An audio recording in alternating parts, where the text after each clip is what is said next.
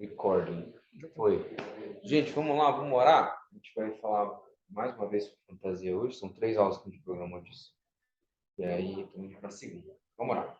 Deus, obrigado por esse dia, Pai. Cuida do nosso coração, cuida dessa nossa conversa aqui, essa aula, aprofundando mais em um dos estilos e gêneros literários que hoje, inclusive, estão em alta, Pai, com muitas produções de filmes, séries, etc.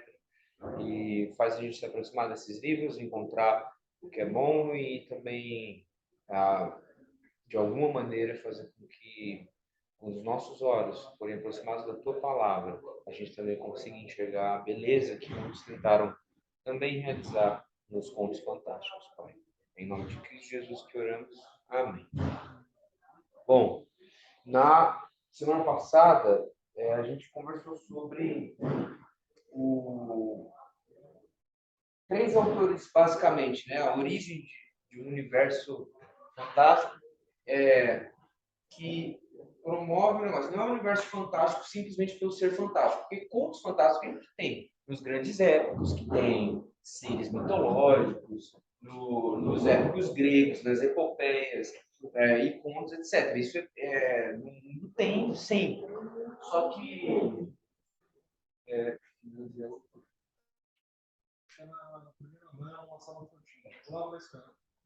e o universo fantástico, do que a gente estava falando, é quando existe um livro e ele elabora toda uma criação de mundo. E aí ele inventa, como Narnia e a Terra-média, um mundo inteiro com regras, leis, línguas, etc, etc, etc. E aí a gente começou a falar sobre George MacDonald, C.S. Lewis e J.R.R. Tolkien. Os 3 assim, fizeram muito sobre isso. O MacDonald ele era mais teólogo do que os outros 2, e foi pastor, mas ele teve uma aproximação muito grande com a aplicação bíblica das coisas e também com uma beleza para as coisas. E, lógico, influenciou muito o Tolkien e o Lewis, mais o Lewis do que o Tolkien, mas influenciou os dois para essa criação do universo faérico. Faérico vem de faeri, que é fadas. Então, o mundo das fadas, ou então, em outras traduções, o mundo dos elfos, ou a terra dos elfos, ou então a Elfolândia, se for ler o Chesterton, que ele fala bastante sobre isso.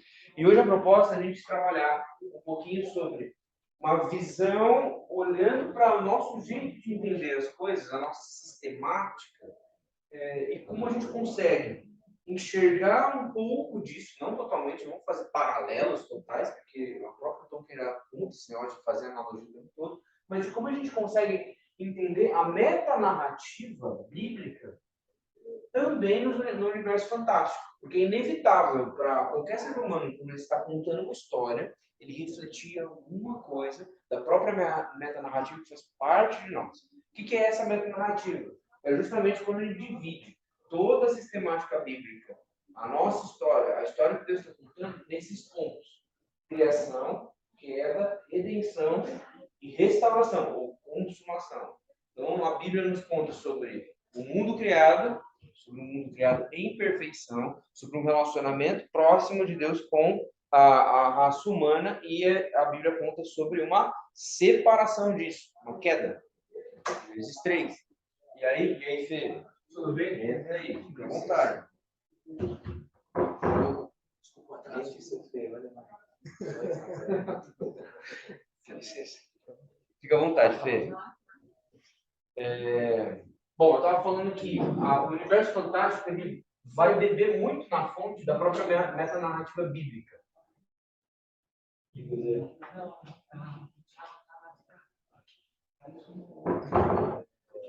Bebe muito na fonte da metanarrativa bíblica, que divide, sistematicamente, a gente divide dessa forma: criação, queda, redenção e restauração, ou consumação.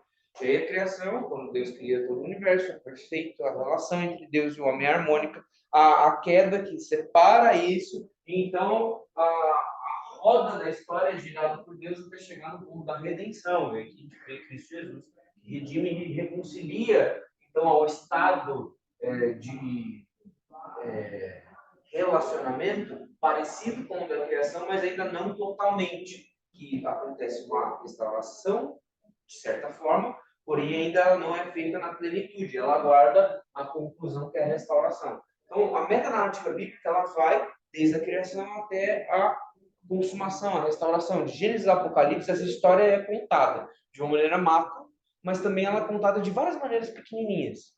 Então, como se fossem fractais disso, né? Quem estudou alguma coisa de cristalografia, engenharia química e tudo mais, você consegue perceber que o jeito que os átomos se organizam numa molécula, se você vai ampliando, é o jeito que um cristal vai se formar. Então, isso é um fractal, por exemplo. As folhinhas que tem ali uma forma, se você for ampliando, essa forma ela é preservada. Então, a nossa própria história ela é um fractal da grande história que Deus tem contado. Ela é parecida com isso. A nossa própria história, a gente tem ali o momento em que Deus nos cria, a gente cai, toma consciência do pecado, Cristo nos reconcilia com Ele, a redenção, e nós aguardamos, então, a consumação de todas as coisas. Então, em cada uma das histórias, há uma metanarrativa refletida. E não diferente nos universos fantásticos, como eu estou criando um mundo, e aí eu vou lembrar uma coisa que eu falei na aula passada. O Tolkien, quando ele diz que nós criamos mundos, quando a gente imagina, eu vou imaginar aqui o meu mundo, eu estou criando um videogame, estou criando uma história, seja ela totalmente fictícia de um mundo fantástico, seja ela um crime policial, ou então uma história, um romance histórico, ou alguma coisa assim, eu estou criando algo, mas eu não consigo criar algo ex nihilo, a partir do nada. Eu sempre tiro informações de algo já previamente criado. Mesmo que eu faça um animal fantástico, eu vou inventar uma quimera, um dragão e tudo mais. Mesmo ele é uma amálgama de várias coisas que já existem. Porque nós não somos criadores, nós somos subcriadores. Então, o Tolkien ele vai dizer que nós criamos e fazemos todas as coisas que fazemos, não por conta disso, de que a gente é o criador separado, mas porque nós somos feitos e criados à imagem e semelhança do Criador. Então, como nós somos criados à imagem e semelhança de um Criador, também temos essa capacidade criativa, e daí que vem a criatividade, não só do Tolkien, mas de tantos outros autores, de inventar uns negócios assim que você fala, pô, que isso, olha só. Marvel, você vê vários heróis, tudo mais. Você vê os contos épicos gregos, você vê os livros fantásticos. Bem, a proposta de hoje é a gente ficar aqui na aula que vem e trabalhar um pouquinho de criação e queda hoje. Por quê? Porque um dos livros do Tolkien, que é o Silmarillion, que é esse daqui, esse aqui é capa nova, a edição nova da HarperCollins, uma edição boa, capa dura, muito bom, e você consegue encontrar ele barato, bem mais barato do que antes. Eu lembro que se você procurar o Silmarillion era mais de 100 reais para você comprar e tal. Hoje esse livro é 39, 40 reais, ou 60 reais, dependendo da promoção, você acha. Dependendo da época, você acha bem barato. E ele é uma proposta de um livro narrativo que vai ter essa sequência. E algumas vezes essa sequência é repetida. E essa sequência ela começa com a criação. Tanto Nárnia quanto a Terra-média, elas têm relatos de criação. O da Nárnia, no Sobrinho do Mago, ele é um pouco mais curto, assim, um pouco mais rápido. Que é Aslan, que é o leão lá, que aparece no leão pizza no guarda-roupa e tal. Ele chega em Nárnia, ele ruge, e à medida que o som da voz dele ecoa, as coisas vão brotando, as árvores crescem, as montanhas se formam e tal. Então, o rugido de Aslan cria todas as coisas. No Silmarillion, tem uma parte que é chamada de Ainungale, ou sei lá como em elfo, ou Canção dos Ainur, que é uma proposta parecida com o lance do som do rugido do Aslan, mas é um ponto um pouco mais elaborado. O que acontece nisso, e aí a partir disso a gente começa a discutir. É o seguinte, há um Deus soberano chamado, na língua élfica, Eru e Ilúvatar. Eru e Ilúvatar é esse Deus soberano e ele propõe algo da mente dele. Ele cria uma porção de outros seres chamados Valar e outros seres chamados Maiar. Importante ser esses daqui para agora, tá? E ele reúne os Valar, que é como se fossem uns anjos bem poderosos, alguma coisa assim, e ele começa a propor uma música. E ele começa a cantar essa música, e a proposta é que os Valar toquem, cantem a música junto com ele, em consonância ao que ele está fazendo.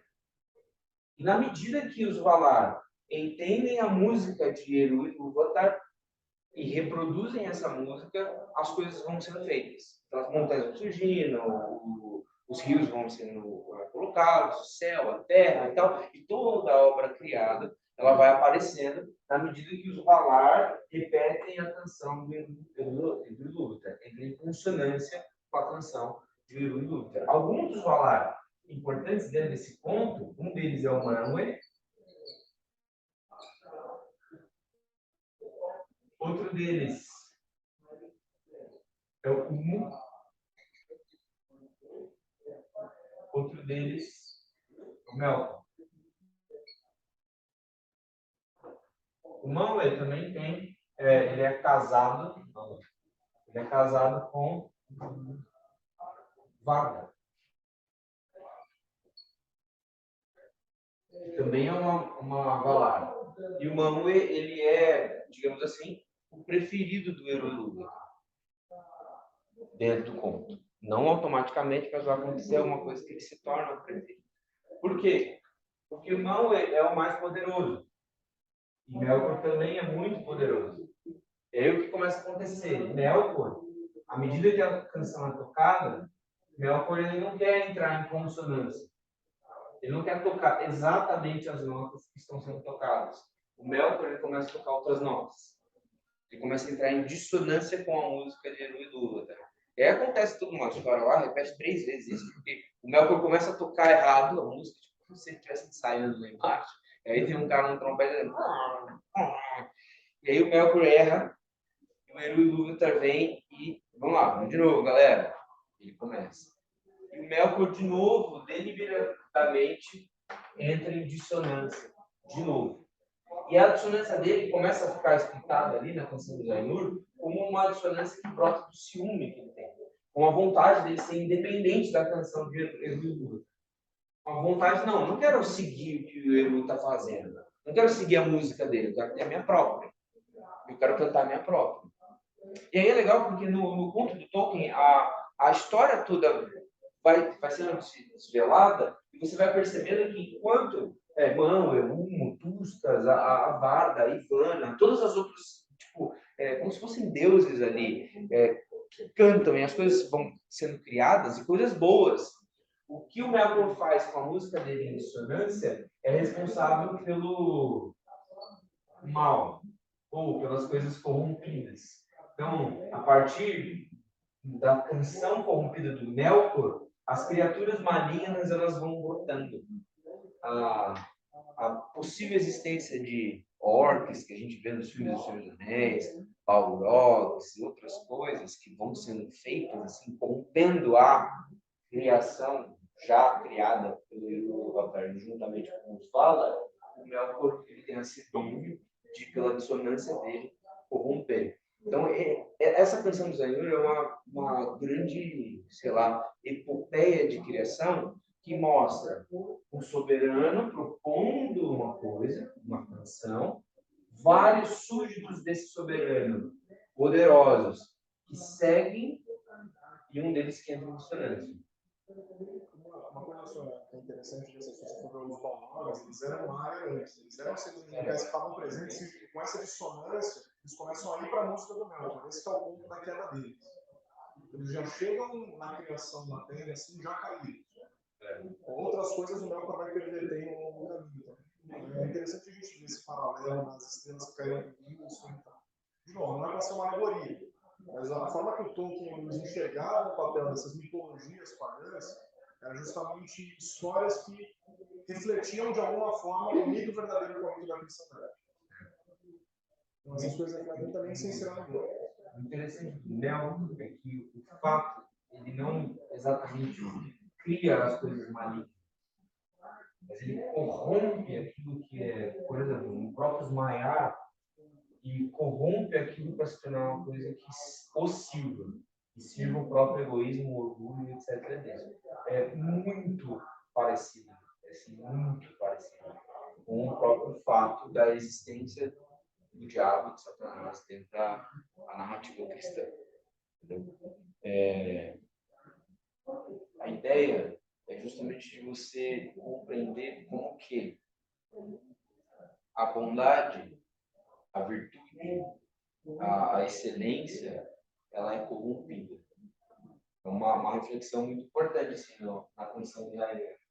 É justamente eu tenho uma proposta de música, eu posso entrar em consonância com aquilo, ou então, se eu for teimoso, ou orgulhoso, egoísta, eu vou entrar em dissonância com aquilo.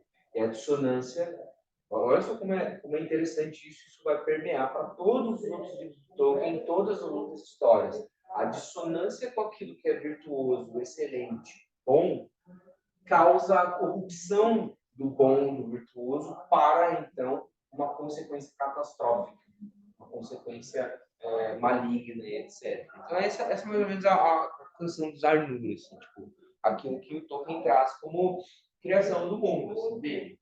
O mundo é criado. Isso é antes dos elfos estarem ali na Terra-média, isso é antes dos homens aparecerem, isso é também durante a criação dos anões, depois a gente começa a comentar sobre isso, mas essa é a relação que ele tem ali de, olha só, tem um soberano na mitologia dele, tem seres angelicais, semideuses, qualquer outro nome, e também tem um ser que é um mal encarnado, que é um cara que se corrompe, que é o Lúcifer da coisa, sabe? Bem parecido com o próprio diabo. Show? Tá aqui, tudo bem? Alguém comentar alguma coisa? Quem aqui já leu o Silmarillion? Só o Luiz.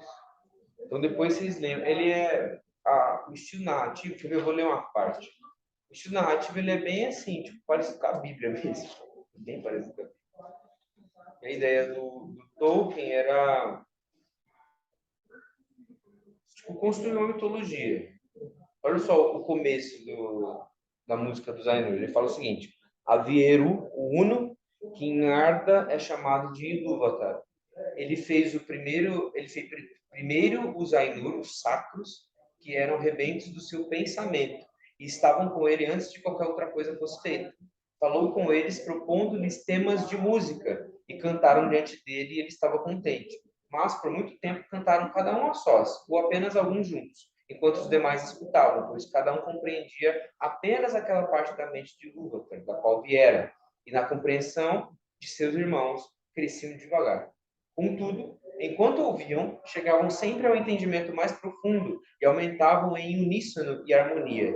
E veio acontecer que Ilúvatar convocou todos os Ainur e declarou a eles um tema poderoso, uma música poderosa, revelando-lhes coisas maiores e mais maravilhosas do que as que revelara até então. E a glória de seu começo e o esplendor de seu fim deslumbraram os Ainur, de modo que eles se curvaram diante de Ilúvatar e ficaram em silêncio. Então Ilúvatar disse a eles: do tema que declarei a vós, desejo agora que façais, em harmonia e juntos, uma grande música. E já vos a inflamei com a imperecível chama. Mostrarei os vossos poderes ao adornar esse tema, cada um com seus próprios pensamentos e desígnios, se desejar. Mas sentar-me-ei e escutarei e ficarei contente, que através de vocês a grande beleza despertou em canção. Legal, bonito pra caramba. E essa ideia do começo da própria Terra-média, sabe? Traz essa ideia de um universo criado em beleza, em harmonia, etc. Isso é fantástico. Essa é justamente esse ponto de criação que culmina, assim como a criação em Gênesis, culmina na queda. Aqui é um ponto importante. Porque o surgimento da problemática de queda e tudo mais, o Tolkien, quando ele vai analisar uma história mitológica, ele vai chamar de catástrofe. Então, quando eu tenho, dentro da narrativa bíblica, o próprio ser humano ouvindo o diabo, então Eva ouve a serpente.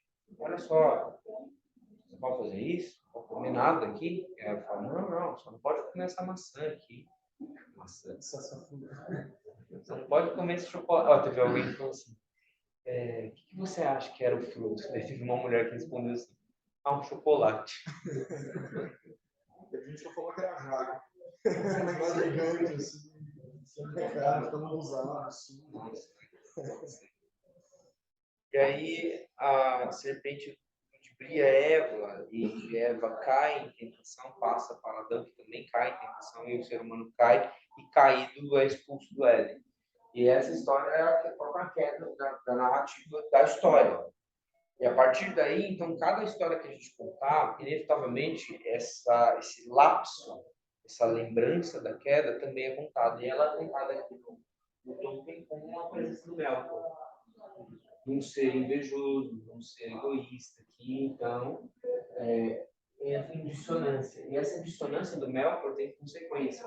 Porque, assim, tem vários momentos que o Melkor dá trabalho para todo mundo. Ele é tipo um cara ciumento, chato, é o cara que nunca quer agir em grupo e tal. Mas nesse começo, ele não é necessariamente descolado dos outros Valar. Ele continua ali frequentando as casas dos Valar, os salões dos Valar e tudo mais. E dentro do mundo deles, eles têm uma região que é Valinor, e eles estão ali, e eles têm duas luzes no começo, que representam muito Sol e Lua. E o Melkor dá um jeito de destruir essas duas luzes, essas duas lâmpadas, por ciúme. Aí essas duas luzes são destruídas, eles perseguem o Melkor, eles aprisionam o Melkor, assim, ó, agora você vai ficar preso. E depois de um tempo eles perdoam o Melkor. Aí o que acontece? Eles dão um jeito de plantar duas árvores que também vão representar Sol e Lua, e elas são iluminadas e tudo mais. São as duas árvores de Valinor. Nessa época já tem elfo e tudo mais. E o Melkor cresce também tanto em egoísmo que ele dá um jeito também de destruir as duas árvores.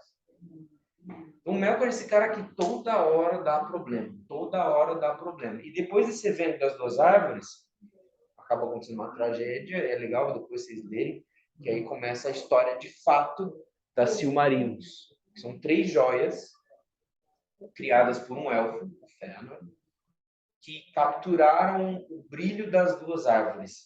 Era um brilho sagrado e tudo mais. E o Melkor tinha inveja do Fëanor, porque ele era muito habilidoso. Ele lembrava muito, talvez um pouco do Manwë, talvez um pouco de um dos outros Valar ali, e ele tinha ciúme do próprio Melkor, do próprio Fëanor. E aí o Melkor faz uma aliança com uma aranha gigante que absorve luz, e aí ele dá um jeito de destruir as duas árvores. Depois de destruir as duas árvores, ele vai atrás do Fëanor, mas não encontra o Fëanor, ele encontra o pai do Fëanor. Ele mata, é o primeiro assassinato no Silmarillion, é o primeiro assassinato da mitologia toda. Ele mata um dos elfos, que são os reis dos elfos, que é o pai do Fëanor. E o Fëanor não estava ali. Depois que o Fëanor volta, ele percebe que o Melkor não só matou o pai dele, como roubou as 3 joias para ele. E fugiu para um lugar chamado Terra-média. Para lá, como começa a história. E o Fëanor, então, esse elfo que, movido também por uma corrupção, por conta do ato grotesco do Melkor, ele jura vingança. Ele movimenta vários elfos para se vingarem do Melkor e perseguirem o Melkor, e ele chama Melkor de Morgoth, que não sei se você assistiu O Senhor dos Anéis e tal, às vezes é falado esse nome, Morgoth, que é o inimigo principal ali de toda a mitologia do Tolkien. Morgoth no Senhor dos Anéis é o cara que foi o mestre do Sauron. Então, ele é o próprio Melkor, mais malvado, mais encarnação do próprio mal. E aí, por conta desses atos do Melkor, a criação que era para ser virtuosa, bondosa, etc., ela começa a ficar corrompida. Então você começa a observar elfos não sendo mais totalmente bondosos, cometendo inclusive assassinatos, fratricídios, como o próprio Fëanor. Ele mata uma população inteira de elfos, de um outro povo élfico, para roubar os barcos deles, para ir perseguir o Morgoth. Sabe? Então começa a acontecer um monte de coisa, um monte de coisa. E parece muito também, olha só que curioso, a própria narrativa de Gênesis. Porque, olha só, presta atenção em Gênesis. O que acontece? Gênesis 3, Adão e Eva caem. Gênesis 4, você tem a narrativa de Caim e Abel, assassinato. Depois de Caim e Abel, Caim vai e funda uma cidade. Ele recebe uma maldição que ninguém vai conseguir tocar nele. Ele fica vagando pela terra com a marca que ele tem, ele cria uma cidade e tudo mais, tem toda uma geração até chegar a Lameque. E Lameque funda uma cidade, toma 2 esposas para ele. É a primeira vez que você vê isso, o ser humano pegando 2 esposas, ó, um pouquinho de depravação, um pouquinho de deturpação do que é o original, do que é a criação. E a partir daí você vê a família de Sete, que é a família de fato, descendência de Adão, e a família de Caim, cada uma se distanciando da outra. Coisas que acontecem. Torre de Babel, acontece ali. O ser humano tentando criar uma torre até chegar ao céu e Deus. Agora cada um vai falar uma língua diferente, ninguém vai mais entender ninguém. Você viu o dilúvio com Noé, Gênesis capítulo 6. Chegou numa depravação tamanha que o próprio Deus falou: olha, vamos apertar um reset aí. Só Noé vai sobreviver, vou inundar tudo, preserva os animais e vamos começar novamente através da família da aliança. E Gênesis vai seguindo e a gente vê essa consequência do pecado original, consequência da queda, permeando toda a criação, corrompendo a criação, mas ainda assim a graça de Deus preservando a criação, a graça de Deus preservando o remanescente e tudo mais. E a gente vai lendo a Bíblia, você vai percebendo que existe graça mesmo no corrompido, mesmo em meio à queda. E quando o Tolkien vai elaborando, ele divide em eras, né? A gente tem isso que a gente está falando é pré-história, digamos assim. E aí quando Melkor foge para a Terra-média, Fëanor vai, a gente tem os acontecimentos chamados de Primeira Era. Aí acontece várias guerras, os elfos vão para a Terra-média, estabelecem reinados, aí tem filhos, e aí tem a interação, tem os humanos que vêm, essa é a Primeira Era. A Primeira Era acaba com uma grande catástrofe, que é a queda de Gondolin, seguindo para o rumo do aprisionamento de fato de Morgoth. E tem um elfo, meio elfo, na verdade, chamado Earendil, que ele é um marinheiro, Earendil marinheiro. Quem assiste Rings of Power, ele é comentado na série. Enfim, desdobra-se todo o fim da Primeira Era. Aí a gente tem Segunda Era. Segunda Era é exatamente onde a série da Amazon está, nesse período. Aí você tem desdobramentos. Morgoth está aprisionado e tem agora um outro senhor do escuro que vai fazer as desventuras e loucuras da Terra-média, que é o Sauron. E aí depois que acaba esse momento, que culmina ali no final da Guerra do Anel, ali, começa a Terceira Era. A Terceira Era é os desdobramentos dos Senhor dos Anéis. É mais ou menos isso. Tá vendo como a história que o Tolkien vai contando, ela tem muito do... um outro teólogo chamado Hans Urs von Balthasar, ele chama isso de teodramática. Eu tenho um drama, ou seja, ato 1, ato 2, ato 3, criação, queda, restauração, e esse drama vai sendo seguido, ele vai se desvelando. Então, a Bíblia tem isso, a Bíblia é um teodrama. E aí, quando a gente cria histórias, também seguimos em termos as bases desse teodrama, a espinha dorsal desse teodrama, né? E aí, assim, a gente está falando de Silmarillion aqui. Você pode ler, você pode achar massa e tal, mas a intenção dessa aula é a gente despertar os olhos, não só para o Silmarillion, mas também para várias outras histórias que a gente lê. Porque, possivelmente, várias outras histórias, filmes, séries, sejam elas fantásticas ou não, elas vão ter uma disciplina universal disso, sabe? Não só o mundo fantástico do Tolkien, não só as coisas que acontecem em Nárnia, não só as coisas que acontecem nos filmes que tem dragões, etc. Mas também várias outras coisas. Tem um amigo que é o Emílio, do Arauto Neto, que tem um pastor lá em Brasília. O Emílio fala que tem isso aqui no futebol. No esporte, você tem reflexos da criação, o ser humano no seu ápice dos músculos, dos movimentos, da perfeição da beleza criada, sabe? A própria anatomia do ser humano e o jeito que a gente consegue se movimentar, chutar uma bola, etc. Cara, isso é um reflexo da criação. No entanto, você tem um cara que xinga o juiz, um cara que fica caído quando não está machucado, um cara que não segue as regras. Assim, tudo isso é parte da coisa. Então, do Corinthians, né? E aí, no próprio jogo, você tem, então, os louros da redenção, como, por exemplo, você está naquele jogo difícil, naquele jogo extremamente ruim, está empatado, tá, o time precisa fazer um gol, de repente o time vai lá e acha um gol, e aquilo acontece, olha só, as glórias da redenção, você vive aquilo, e de repente o apito final e o troféu vem, a restauração, a consumação da coisa. Então você tem reflexos disso, pequenas centelhas. O João Calvino falava que a graça comum, que é o que a gente está falando aqui, como o reflexo do teodrama na história, um dos pontos da graça comum é esse. João Calvino falava que a graça comum de Deus, quando a gente consegue enxergar essa beleza da própria glória de Deus, que são centelhas da glória de Deus aqui na criação. Quando a gente lê um livro desse, quando a gente vê isso no futebol, ou no esporte, ou então numa conversa, num café que a gente está tomando entre amigos, com o nosso cônjuge, com os nossos filhos e tudo mais, são centelhas da glória de Deus. Enxergar essa beleza muda o jeito que a gente se relaciona com as histórias. Talvez a intenção desse curso todo, da gente, vamos ler literatura, vamos falar sobre isso, vamos conversar, é justamente para que a gente vá aos livros, enxergue beleza neles, e aí quando nós formos à Bíblia Sagrada, a palavra de Deus, a gente continue enxergando a beleza que há nela.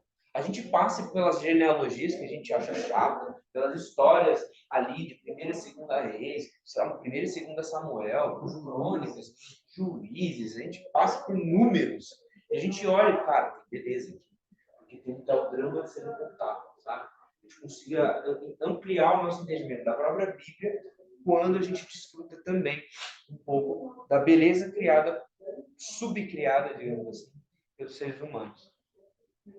Show? Alguém comentar alguma coisa? Você tem uma sinergia legal. Lendo a Bíblia, você consegue entender muito disso que influenciou tantos autores, diretamente ou indiretamente, e lendo eles, você também consegue aproveitar melhor a sua própria leitura bíblica. É muito interessante. É uma sinergia bacana que tem. Você melhora o entendimento das duas coisas. E olha para Deus de uma forma mais reverente. Acho que uma história se repete, né? Não é nada novo de uma ficção. Aí você vê um filme, seja o Senhor dos Anéis mesmo, seja qualquer outro filme, você vê essa história sendo repetindo, né? Acho que atualmente a gente tem, não sei se vocês acompanhando, a gente está falando sobre essa temática bem contada. Teve um spin-off que eles lançaram, Breaking Bad, que é o Better Call Saul. E fez um grande sucesso, por quê? Porque quem assistiu viu que o Better Call Saul tem uma qualidade que superou para muitos o Breaking Bad, porque ele trabalha essas questões aqui, ó, criação, queda e redenção de um personagem, né? No final não é, né, não sei se vai ter restauração. No final, não quero falar nada. Mas trabalhou tão bem esses temas que fez muito sucesso aí, tá sendo bem elogiado na cultura aí. Quando a gente vai estudar isso do ponto de vista teológico, por exemplo, tem um cara que se chama Kevin Van Hooser. O Fontana teve aula com ele, porque o Van Hooser dá aula no Trinity. E o Fontana fez o mestrado dele lá. O Van Hooser tem um livro que chama Everyday Theology. E ele ensina a enxergar o teodrama no cotidiano. Então, eu consegui enxergar isso que o Fê falou, uma série, por exemplo, é um sinal de maturidade cristã. Você, olha, peraí, isso aqui não está contando só sobre isso aqui, mas está contando sobre eu mesmo. E aí você vai para a Escritura Sagrada, você vê a história de um Pedro, por exemplo.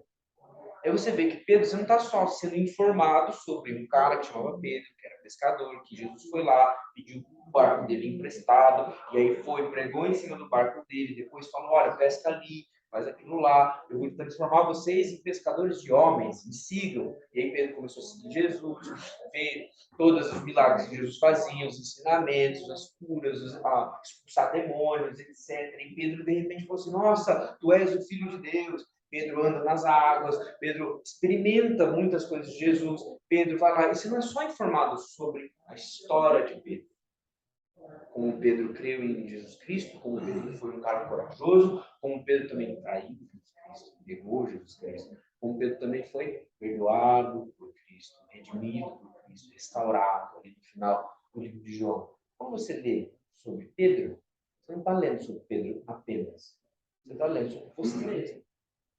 Tá vendo que eu observo a história de Pedro e falo, não, isso aqui sou eu. Sou eu diante de Deus. É a minha história aqui que está sendo exposta. Não é só a história de Pedro.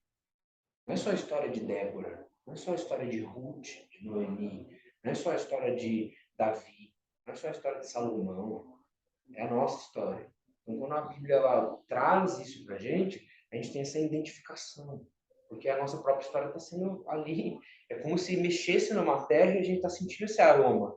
Às vezes bom, cheiroso, virtuoso, e às vezes também mexe num aroma ruim, fica num esterco lá que você observa coisas que você não queria ver. Então, a Bíblia, ela fala de dois gumes, ela confronta, corta a alma e espírito, ela fere o nosso coração, mas com fins da gente observar tudo.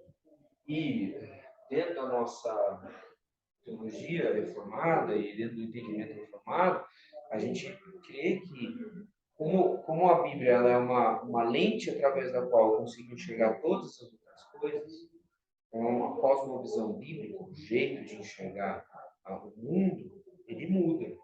Então, eu não vou mais para um filme do mesmo jeito que eu ia sem a Escritura Sagrada.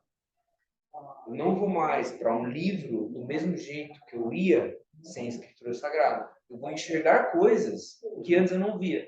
Eu vou conseguir interpretar coisas que antes eu não enxergava. Eu vou conseguir entender, explicar e reproduzir coisas muito mais profundas do que antes eu experimentava. Porque antes uma história que só informava o meu coração, só informava a minha cabeça, só era para o entretenimento, e não é ruim ser para entretenimento. Eu leio isso aqui para entretenimento, eu amo esse negócio aqui, me divirto com isso aqui. Mas não é só isso. É algo que reflete muito mais. É algo que vai ter uma capacidade de trazer a gente para a história de todas as histórias. No artigo que o Tolkien escreve sobre história de fadas, ele fala o seguinte, que do mesmo jeito que tem a catástrofe que acontece, existe uma outra coisa que acontece quando há uma virada de mesa na história, quando a história vai se resolver, algumas pessoas vão chamar disso de ex machina, por exemplo, quando tudo se resolve, quando você tem um plano catastrófico tão grande que não há mais esperança, não há mais jeito de resolver, nenhuma personagem vai conseguir resolver aquilo e de repente vai lá e a história se resolve. O Tolkien chama isso, nas histórias, de eucatástrofe, de virada de mesa. Quando uma catástrofe é revertida, e então a perfeição do mundo ela retorna. O Tolkien vai falar que o Evangelho é a eucatástrofe da história do mundo, que a ressurreição de Cristo é a eucatástrofe da própria história de Jesus, e inevitavelmente da nossa história, da tua e da minha. A eucatástrofe traz isso, a compreensão de que uma catástrofe ela pode ser revertida. Ele vai falar que o Evangelho é uma história que ela começa e termina com alegria. E todas as outras histórias, elas vão ter, não uma analogia do Evangelho, mas quase como se fosse uma centelha do Evangelho ali. Então, nos estudos do Tolkien, do Lewis, de vários outros autores hoje, que vão para outros mitos, vão observar mitos dos vikings, vão falar, nossa, tem um quê do evangelho ali? Balder, que é um dos filhos de Odin, é o filho de Odin que, para acontecer o Ragnarok, o fim de todas as coisas, é esse que tem que se entregar e morrer. Algumas mitologias persas têm também uma narrativa de redenção. Alguns, por exemplo, se você for ver... fala. Não, Kevin, estou precisando de você. Se você for observar o filme Hércules da Disney, por exemplo, você vai ver que a primeira música que toca no Hércules da Disney é uma música que chama The Gospel Truth, a verdade do Evangelho. E o mito do Hércules, que é um mito grego, não tem nada a ver com a Bíblia em tese, mas é uma história de um ser divino que vai e ocupa o território dos humanos e, entre aspas, encarna-se ali e vive como um humano. E para ele ascender de novo, se tornar um deus ali na história, ele tem que se sacrificar. Ele se sacrifica um Hades. Então tá vendo que não é exatamente uma analogia do que acontece, mas é uma centelha ali do Evangelho. Só um detalhe, ele faz isso se sacrificando por amor, por alguém que traiu ele. Então, isso isso tem do filme da Disney. Então. E o que você está falando de Alcatraz, só para fazer link com o próprio Senhor dos Anéis, isso aqui é muito diferente do livro no filme. Mas tem aquela cena final, dentro da Montanha da Perdição, que o Gollum pega o anel, arranca o anel do Frodo. Frodo ia fugir com o anel, o Gollum vem, mal vem, tenta pegar o anel, consegue pegar o anel. E nos filmes, o Frodo levanta e empurra ele, eles brigam um pouquinho e tal. No livro, o Gollum escorrega. Então, naquele momento, ele está comemorando de alegria, pulando de alegria, ele escorrega na pedra, uma pedra séria, e ele cai. Ou seja, naquele momento, para todo mundo que estava ali, fala, pô, o Gollum é homem, o que eu vou fazer? O Frodo tinha traído, o Frodo está no chão, o Sam está no chão, todo mundo está morrendo ali naquele confronto final, e quase por um ato de providência, ele simplesmente escorrega e cai e mal pega. Então, essa é a catástrofe. Uma coisa interessante é que justamente porque o Gollum foi pegar o anel, o Gollum foi pegar o anel, porque o Frodo tinha traído e falou, não, o anel é meu, ele põe o anel e sai. Ou seja, se o Gollum não tivesse ido, tinha acabado mesmo. Ou seja, justamente por causa do agir do mal, é que a vontade de Deus termina, nesse sentido. Deus usa o mal para fazer a boa vontade dele ser mais completa e mais plena ainda. Isso é muito interessante dentro da narrativa do Tolkien. Isso acontece também em vários momentos no Silmarillion. Uma carta do Tolkien, porque tem uma pessoa que escreve o Tolkien e pergunta para ele, nossa, por que isso acontece? Por que não foi o Frodo que jogou o anel? Foi o Gollum, tem todas as histórias. Né?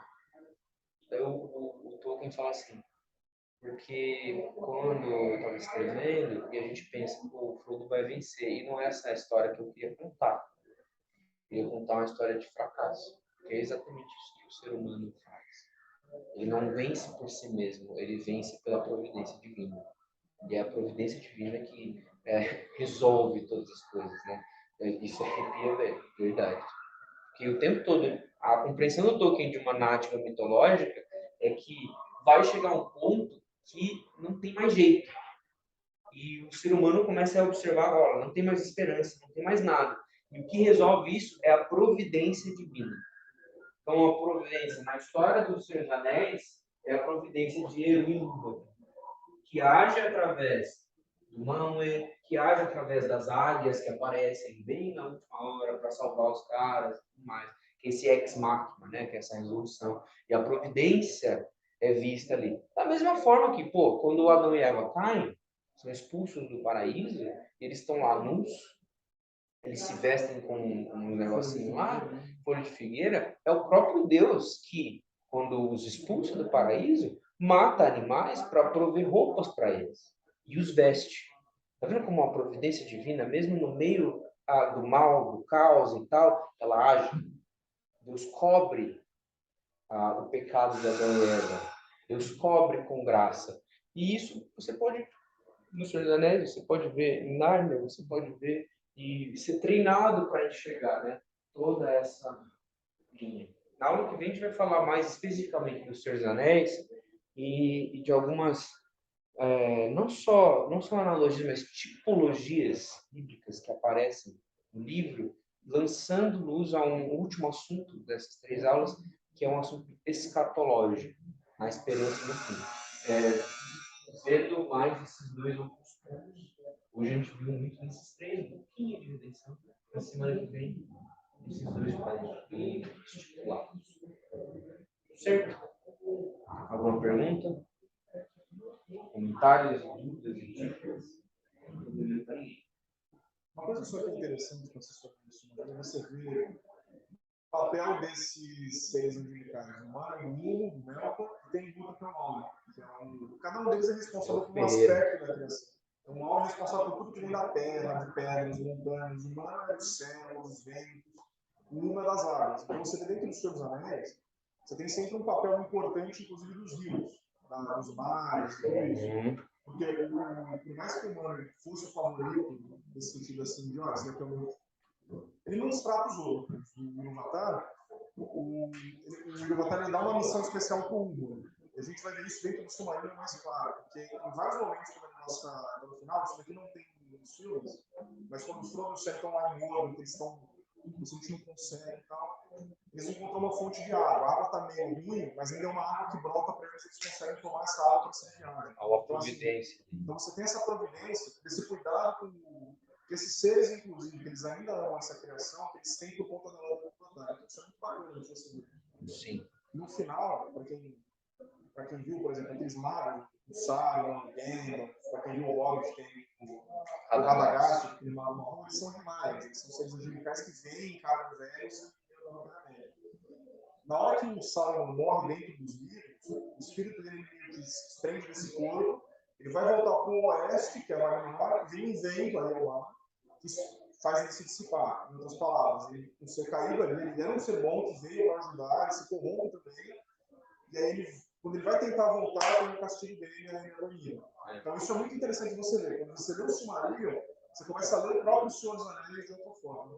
De uma forma semelhante, quando você lê o Novo Testamento, você entende ele, você diz, nossa, maravilhoso. Quando você lê o Antigo Testamento, começa a enxergar as coisas no Novo Testamento a partir do Antigo, ela tem uma profundidade completamente diferente. Então isso é muito bacana de você ter, inclusive quando você for nessa Bíblia, ter esse entendimento no geral. Com certeza. Bom, gente, vamos orar? Passar a liturgia lá embaixo.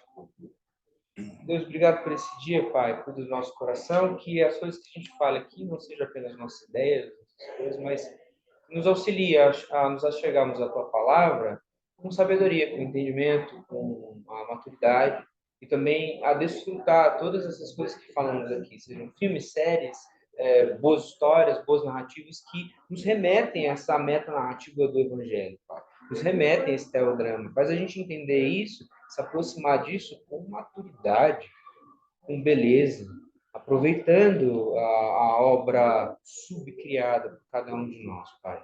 E que esse ato da gente ver coisas na cultura, possa sempre nos lançar a Bíblia com novos olhos, com olhos mais profundos, com mais interesse, com mais sede por conhecer-te. Em nome de Cristo Jesus que oramos. Amém. É nóis. Até a semana que vem.